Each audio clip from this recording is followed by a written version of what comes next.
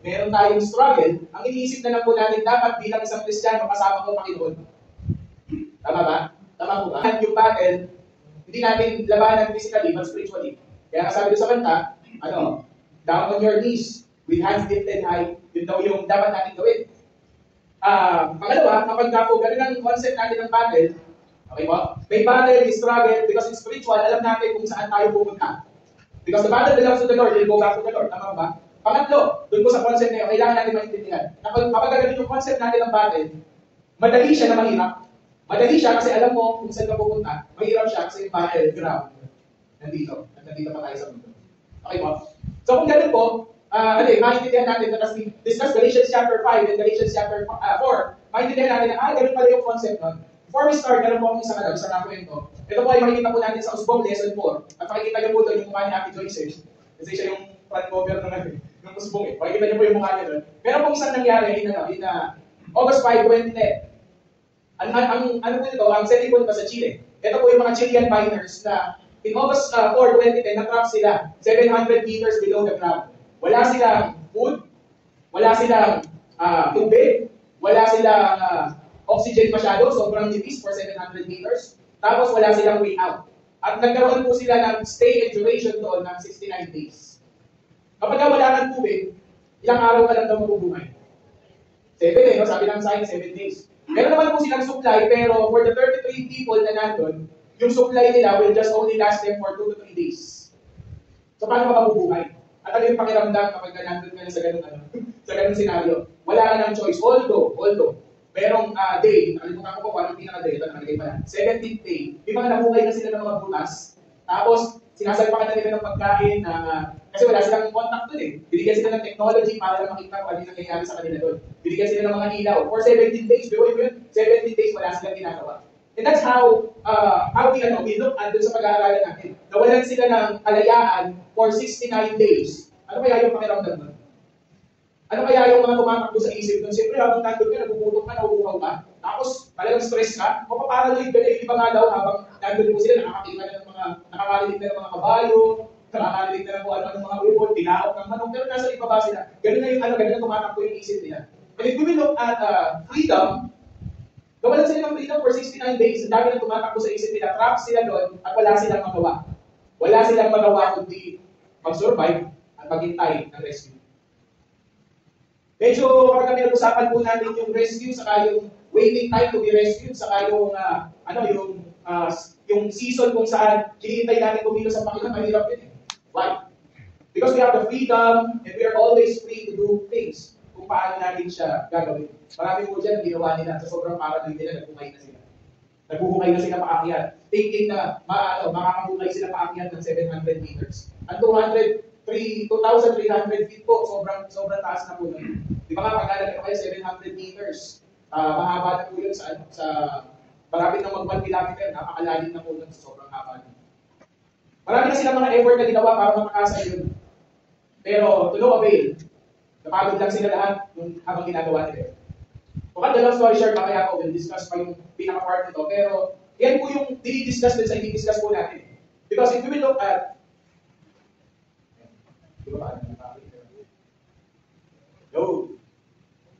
Yan. Yan pinidiscuss natin. Kasi kung kapag-ganilitan po natin, in Galatians chapter 5 verse 1, as we parallel it dun sa Chilean miners na track with the span of 69 days. Makikita po natin, in Galatians chapter 5 verse 1, sabi ng Bible, it was for freedom that Christ set us free. Sa kalayaan daw, pinalaya tayo, binigyan tayo ng kalayaan ng Panginoon. Talking about freedom, makikita po natin that we are free to exercise freedom. Sila wala. And if you are to evaluate yung freedom na meron tayo, wala yung malaya po tayo na gawin lahat ng bagay. Tama po ba? Di kalayaan tayo gumawa ng lahat ng bagay. Di ba nga? Although, ang sinasabi nila, ako po, hindi po ako nagaganto eh. Sabi nila, para makapagpahinga daw yung kidney mo. Dapat daw hindi ka uminom ng tubig bago ka matulog. Naniniwala po kayo. Sabi ng iba, ito yung tubig para makapagpahinga yung kidney. Kung sabi ko na yung kidney, tulog lang. Kaya ako, lakas ko uminom eh, ng tubig. Pero pagka nagising ako ng madaling araw, pagka nahihingi ako, uminom ako ng tubig. Diba? Marami tayo mga pwedeng gawin. Marami pa yan. Di kalayaan kang gawin at i-decide at puntahan o kung ano man ang gusto mong gawin. Meron ka freedom para gawin yan. But the Chilean miners for 69 days, wala silang freedom. And if we're talking about freedom, we can quantify itong bagay na to. Minsan kapag kami nag-usapan natin yung freedom, para tayong bilanggo, para tayong trap. Bakit? Kasi if we will exercise freedom spiritually, minsan natatrap tayo dun sa pag-iisip na, hindi ko naman talaga nagagawa lahat ng gusto ko kasi Kristiyano ko. Tama ba? Minsan nagre-refer tayo dun sa thinking na yun. Minsan gusto kong uminom ng beer na nagpapawis. Kapag malamig yung panahon, yung mga tumatawag, hindi tumatawag. Diba? Hindi mo magawa yun kasi Kristiyano na ako. Nagdadrive ako, tapos bigla akong tinat ng kamountain rider. Tapos sinahan ko siya. Tapos bubuksan ko na yung salamin ko, tapos sasabihin ko na yung mga words na sasabihin sa kanya. Diba? Pero dahil Kristiyano na ako, hindi ko na magawa yun.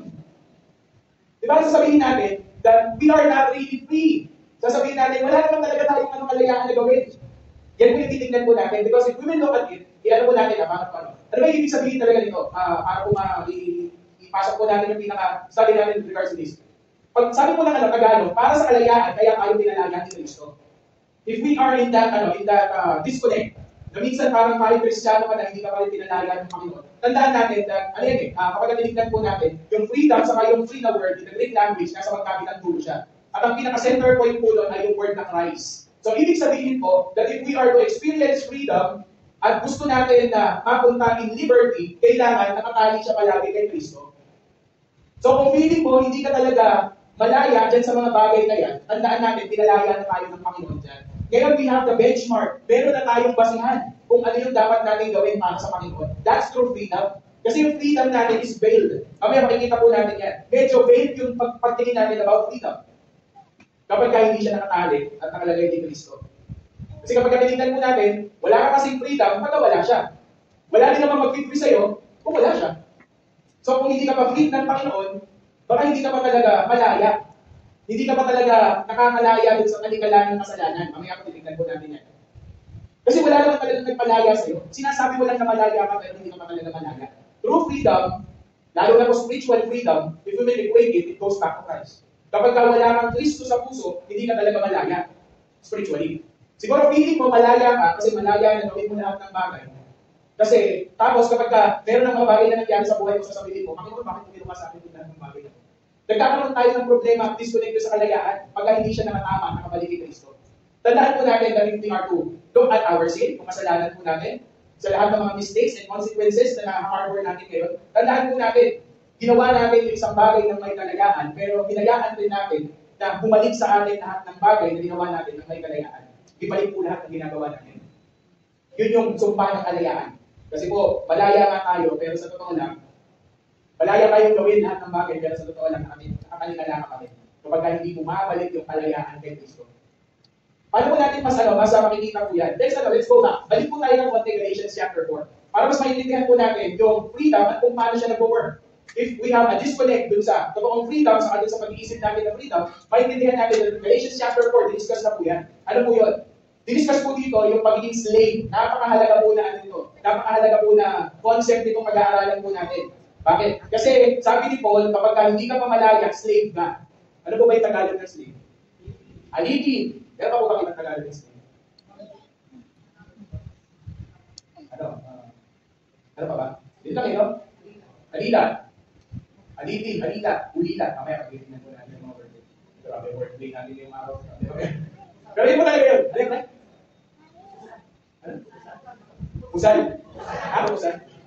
Ako pusan. Maalita, pusan, alipin. Di ba? Dami, madami mga word dun eh. Tinignan po natin, isang malaking concept po yan, Galatians chapter 3, 4, 5. Kasi yan yung pinaka-discuss po ni Paul. Para maintindihan yung kalayaan. Hindi mo maintindihan ang kalayaan kung hindi mo maintindihan yung pagiging alipin. Sabi ko dito, when the fullness of time came, kapag ako sinabi sa Bible, lalo na sa New Testament, yung fullness of time, ang ibig sabihin po yan ay yung pagkaka-fulfill ng lahat ng nangyari from the past. Kung baga, ito na yun, siya na yun. Sabi ko dito, but when the fullness of time came, ano po yung nangyari? God sent His Son, born of a woman, born under the law.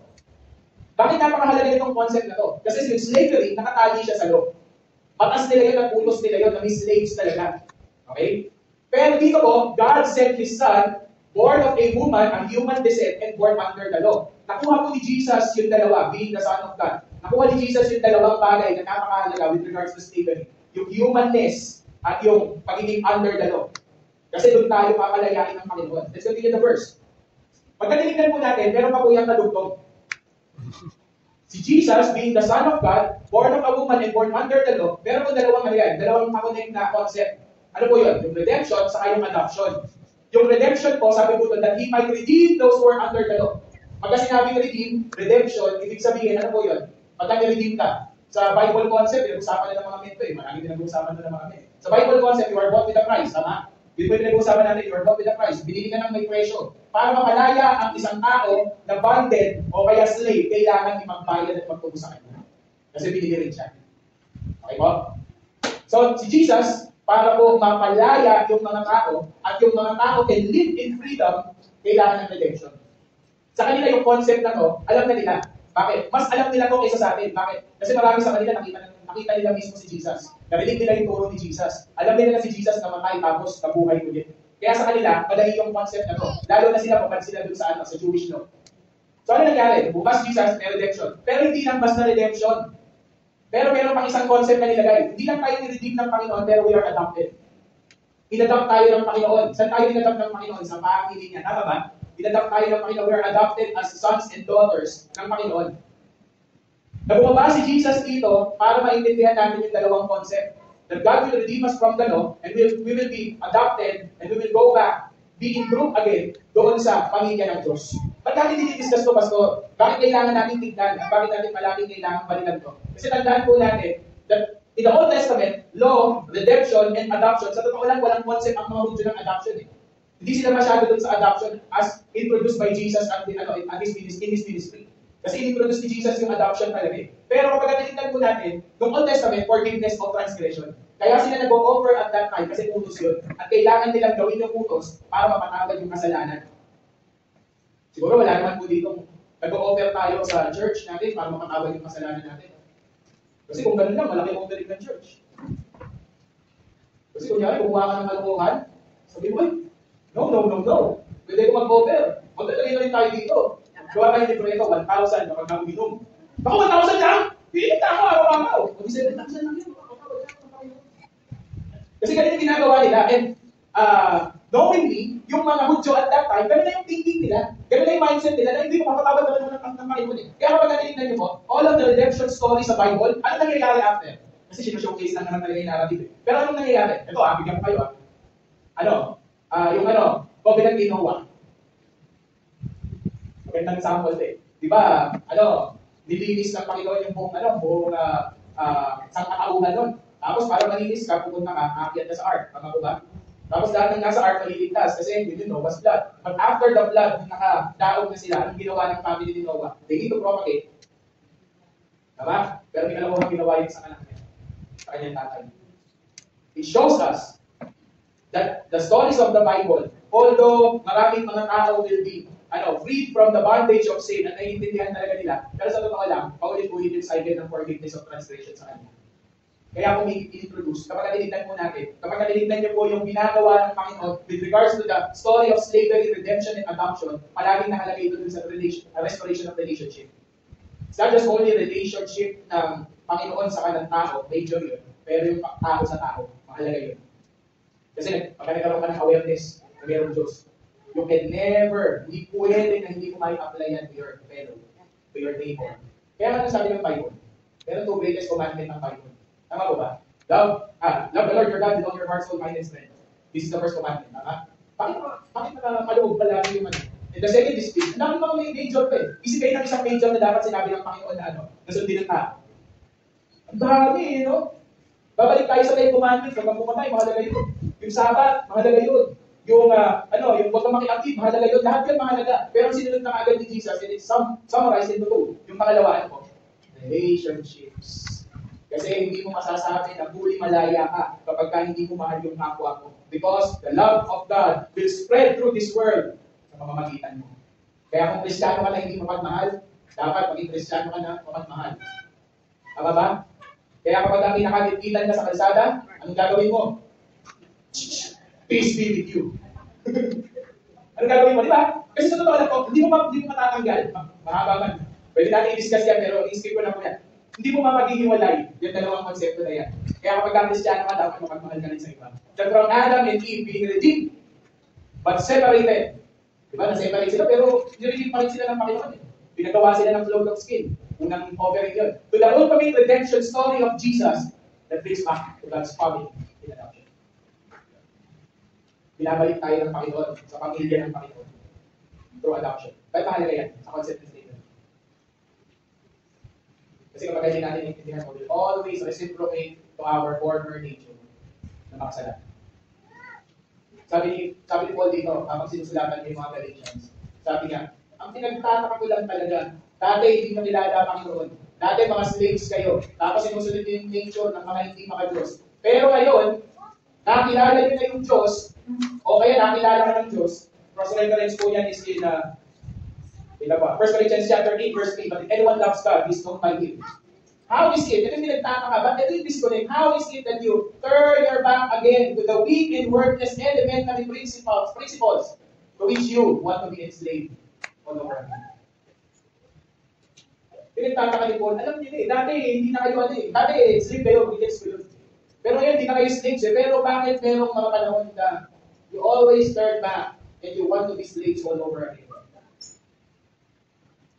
Minsan po, pumapalya. Pinalaya na tayo, pero pinalya natin yung gusto ng Panginoon sa buhay natin. Minsan, masyado tayo makabuso sa freedom o sa kanayahan. Bakit ganun? Bakit minsan, naisip natin that we are free? Lahat po tayo. Hindi lang po kayo, hindi lang po ako. Lahat ng mga Kristyano. It is a reminder of all. Bakit ganun? Na pinalaya ka na, pero pumapalya ka. Minsan, hindi masyado tayo abusado sa laya. Kaya sinabi ni Paul in Galatians chapter 5, verse 1. Actually, ito po yung verse ng 3. Kaya sabi dito, para ma-dispel natin yung disconnect na slave ka dati, pinalaya ka ng Panginoon, pero bumabalik ka into slavery. Sabi ni Paul, ngayon, ito yun. It was for freedom that Christ has set us free. Yung laya at yung kalayaan, kapag hindi nakasentro kay Jesus, babalik tayo dun sa former way of living. Pagka hindi natin talaga na-gets yung laya na binibigay sa atin ng Panginoon at yung freedom na meron na tayo bilang isang Kristyano. Pagka hindi nakasentro sa Panginoon, we'll always revert back. At tatanungin tayo ng tatanungin ng Panginoon. Di ba ligtas ka na? Pero bakit balik ka pa rin ng balik dun sa dating ginagawa? So some of us, sa totoo lang po, going back to slavery is a habit. Nagawa na natin habit sa buhay natin. Meron ka palaging pinabalik-balikan.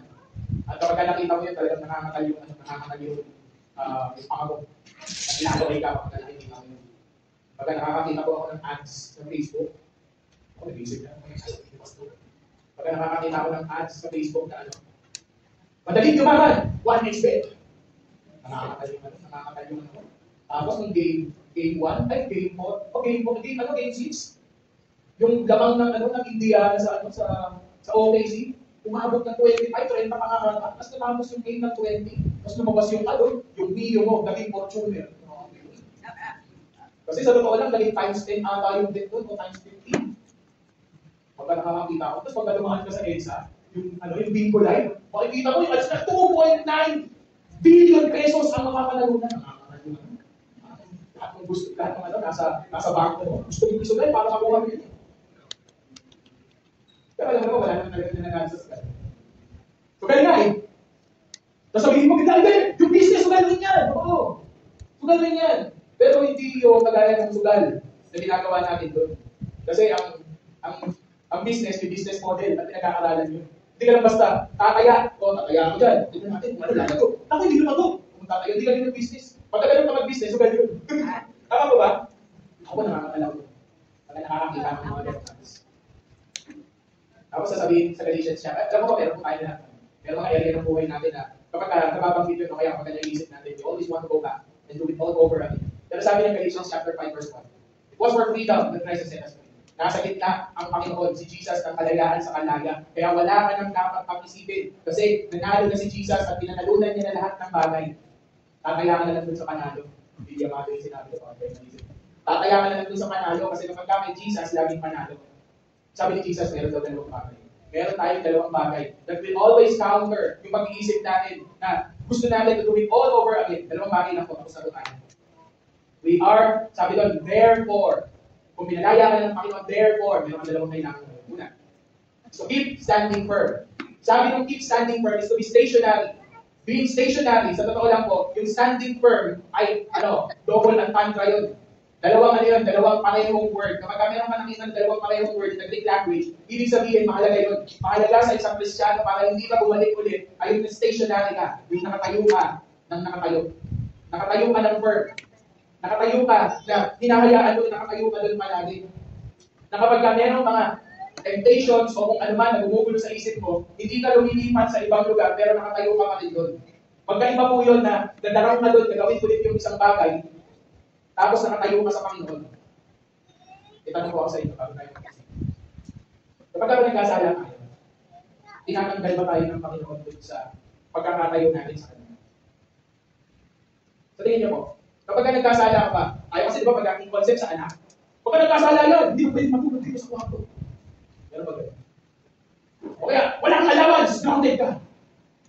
Tama? Minsan, papakaw tayo ng mga gano'n eh. No? Ako, pinakamalapit na ginawa sa akin ng nanay ko dati. Hindi ka pwede kumain ako, hindi kumain. Hindi pwede sa akin. Diba? Pagka ba nakagawa ka ng kasalanan, sila tinatanggal na ng Panginoon sa pagkakatayo sa akin. Hindi, no? Tama ko ba? Dahil kung tayo hindi, sino nagtatanggal sa sarili mo sa pagkakatayo sa Panginoon? Yun yung preaching natin sa youth kahapon. Naalala niyo ba? Yan yung preaching natin sa youth. Naka-intertwine ng Ephesians sa Galatians. Kasi yung Ephesians, pinalaya tayo to slavery. Ito yung kung paano tayo lumayan. Kaya pareho, di ba? Stand, therefore. Pareho yan, we stand. May si Paul sa stand. Kasi gusto niya na maintindihan na the moment you realize that you're standing firm sa Panginoon, and you're enduring yung pagkakatayo, nakakangalay po tumayo, sa totoo lang, if you will persevere dun sa bagay na yun, ang ibig sabihin po ng standing firm, double entendre is this, that you are preparing for the next level of life. Yung mga hamon ng buhay, yung mga pwedeng makaharap mo kapag nakatayo ka sa Panginoon, sa totoo lang, marami pang mga mas mabigat na trials na dadating sa buhay natin. But you will endure standing firm sa Panginoon. Lahat ng mga dadating sa buhay natin, alam natin, panalo na tayo kasi kasama natin ang Panginoon. Tingnan mo ba? Kaya minsan meron tayo meron tayo pag nagpapuntuhan buhay. O nga kapatid, ang struggle mo ngayon, struggle mo ngayon, wala akong pera. Tapos sasabihin natin, ako, magtiwala ka lang sa Panginoon. Panginoon ang bahala din. Kasi nagsabi na meron siya struggle sa pera, hindi na agad magigets. Tama ba? Di ba ganun eh, hindi na agad magigets. Paano?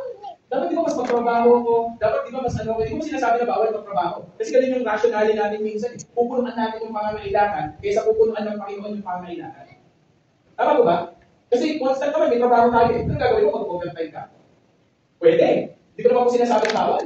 Pero, hindi ikaw ang nagdedetermine nun. Panginoon. Kasi habang nakatayo pa dito, anong sasabihin ng Panginoon? Tama ba na mag-overtime ako ngayon? Kasi may pangangailangan ako. Kung nakatayo ka sa Panginoon, sigurado ang Panginoon ibig ka. Ibig ka at ipe-prepare ka dun sa next level. Na maiintindihan mo, marirealize natin na kapag nakatayo ka sa Panginoon, lagi kang panalo dun sa battle. May freedom kang pumili, may freedom kang umalis, pero tinalaya ka na ng Panginoon. Sabi ng Panginoon. At sigurado yung mga trials, temptation, at kung ano man dadating sa buhay natin. Padali yun ang padali, hindi dahil sa iyo. Pero dahil nakatayo sa iyo. Second is this. Sabi tayo after. Sabi ko dito, I just want you to stand firm, pero to not be subject again to the yoke of slavery. So ko itong word natin. The word is entangled again. Sino po dito yung sa host? Di ba kapag nagpulupot yung host, minsan nakakainis. Lalo yung matitigas na host. Sino po dito yung pinagtatahi ka ng nanay mo, pero hindi mo na makita yung hindi mo na makita yung dulo ng sinulit. Ang ginagawa natin, dinugutin natin yung gitna. Dinugutin natin yung gitna para magkaroon ulit ng dulo, pero makikita ko, wala, hindi na siya isang buo. Pagka nagtatayo yung nanay mo, mahinti na yung iba. Diba? Maganda po yung word na entangled again. Doon tinitignan ko po ito, sabi doon, do not be entangled again in the yoke of slavery. Sabi lang naman, if we will look at it, huwag ka na ulit magpatali o magpatali ka lang. Parang yung mabiktim minsan, nakita niyo po yung sa Facebook, huwag niyo na interview, nahihin na. Nakita niyo po yun? Tagal na rin, pakipan tayo ilang beses. Diba? Minsan mabiktim tayo, diba? Pag hindi yung kasalanan, i-entangle ko ulit yung sarili ko sa kasalanan. Huwag mo na gawin yun. Yun siya sabi ng Bible. Although, kapag natingnan po natin yung picturesque niya, gano'n naman siya talaga. Minsan talaga, hindi man yung kasalanan, hindi lalagay po ulit pabalik. Pero ganda lang po ng concept na kapag natingnan natin, that entangling again is just holding a grudge. Kapag kami galit ka dun sa isang tao, di ba minsan lahat ng bagay na gawin ng isang tao na yung masama sa panahon. Tama ba? Pagkagalit ka, hindi, napalayan namin ni Jesus dito. Tapos nakita mo, may dalaga ng makdo. Tapos kumakain siya makdo. Tignan mo yan, nangiinggit pa. Hindi mo utang yan sa akin, pakipakbili ng MacBook yan. Di ba? Hindi sa utang, pang-preaching ka lang. Pero di ba gano'n? Ano ibig sabihin nun? The thing entangled against that, meron kang parang lingering na bagay sa puso mo na gusto mong gawin yun, parang nagpupuyos yung damdamin mo pagka nakikita mo yung mga bagay na yun. Just as what I discussed kanina, patungkol sa kasalanan. Na parang minsan, nag-aalap yung puso mo na gusto mong gawin yun yung being entangled. Kung baga parang meron talagang naglalaban in your heart, na parang i-grudge ka rin sa isang tao. That's being entangled. That if you have that desire, hindi ko mawawala yung desire na yan. That if you are to have that desire, sabi ng Bible, huwag na ulit hayaan na mapunta ka ulit sa paglalagay ng kasalanan habang may desire ka. Hindi mawawala yung desire mo para magkasala. So, tandaan ko natin ito hindi mawawala ang desire mo para magkasala. Pero kontrolado mo yun kapag nakakayo ka sa Panginoon. Kontrolado mo yun. Kung ano yung magiging outcome nun, kontrolado mo yun kapag nakakayo ka sa Panginoon. That if we are to stand firm sa Panginoon, dapat kahit na meron tayo parang desire, para tayo nag-hold ng grudge. Hindi grudge dun sa kasalanan, pero parang nandyan pa lang palagi yun. Trap ka na doon, ensnared ka na, lagi mo lang naiisip yun. Sabi doon, huwag mo na ulit hayaan yung sarili mo na magkaroon. We have our desires, but the true freedom in Christ, standing. At sasabihin mo, hindi na ulit. Hindi na ulit. Ayoko na. At tayong kakaroon ng sarili. At personal natin na pag-iisip, patungkol sa kanila. Yung mga Chilean miners mo, being trapped there ng 69 days. Pero isang Christian. Pangalan mo niya si Jose Enriquez. Kasi tight na yung mga nangyayari. Trapped na sila doon. Wala na silang mga choices. Jose Enriquez bigla siya nag-pray. Sabi ni Jose Enriquez habang nandun doon sa salong. Ito po ay galing sa meron po yan dark days na documentary patungkol po sa kanila. Sabi ni Jose Enriquez po doon. Nag-pray siya. Naririnig ng mga kasama niya. Sabi niya, Lord, we weren't the best men. Lord, but have pity on us. Patawarin niyo po kami. With that prayer, mga kapatid, sabi niya sa documentary, sa isang lumapit yung mga minor sa kanya. Sabi niya, alcoholic ako eh. Pero, Panginoon, ligtas mo po kami. Pero naman sa unfair kong tinatrato yung pamilya ko, yung mga anak ko, unfair kong tinatrato. Sabi niya, Panginoon, patawarin mo po ako doon. And they started confessing and confessing. Nagkaroon lang yun ng pagtigil nung nalaman nilang sikat na sila sa lupa. Sikat na sila sa taas. Pero they kept on praying and confessing to each other. Tapos nagpe-pray sila. Nagpe-pray sila habang nandun sila. You're entangled. Kung meron ka mga kasalanan na ulit-ulit mong ginagawa sa Panginoon, isa lang kailangan natin gawin. Tumayo tayo dito sa sinasal ng Panginoon. Reality check for that is, how's your prayer life? How is your Bible reading? How is your day? Yung pinaka kung paano mo ginagawa yung araw mo. How is your decision? Yung decision ba nakatali at nakaangkol sa Panginoon? Isa na tao lang po. Hindi mo masasabi kung kailan tayo magkakaroon ng mga trahedya na kagaya nito. Pero hihintayin pa ba natin yung mga trahedya na kagaya nito? Ito maging sa buhay natin bago tayo sumayin sa Panginoon. That time, siguro sila, kapit na sila sa patalim eh. Wala na sila magagawa, hindi nila alam kung makakasurvive sila eh. Pero kumapit sila sa Panginoon. They stood firm sa Panginoon. At sa totoo lang po, kailangan maintindihan po natin na hindi lang tayo basta pinalaya Panginoon. Kung tayo ma-resolve dun sa idea na okay na yun, tinanggap ko na si Jesus. Okay na yun, baptize na ako. Okay na yun, nag-church naman ako every Sunday. Okay na yun, bibigay naman ako sa kanya, binabalik ko naman. Minsan ganun yung mindset natin sa pinalaman. Pero tandaan po natin na pinapayuhin po tayo ng Panginoon ng matagal at pinapaiwas ka din na magkasala. That in all of the decisions na gagawin po natin sa buhay, we need to stand firm at tumayo sa Panginoon.